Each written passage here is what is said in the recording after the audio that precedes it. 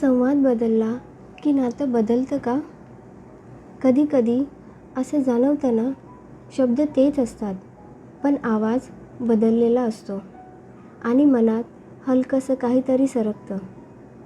तो बोलतो, ती ऐकते, पण मध्ये काहीतरी न बोललेलं उभं राहतं. हळूहळू काय झालंच? ठीक आहे, होतं. सांगाच. काही नाही होत आणि संवाद चालूच असतो. पण जवळीक थोडी थोडी कमी होत जाते.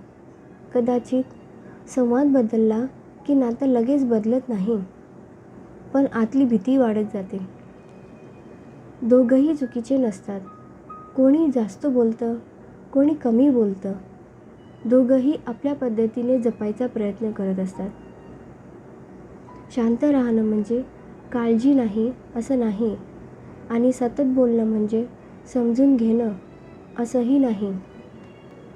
कधीकधी नातं तुटत नाही, ते फक्त थोडं शांत होतं आणि त्या शांततेत एक छोटासा प्रयत्न पुरेसा असतो.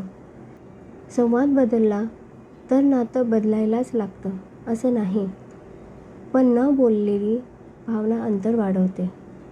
हे शब्द तुला लागू पडले असतील तर सेव्ह कर. तुमचं मत काय आहे कमेंट करा.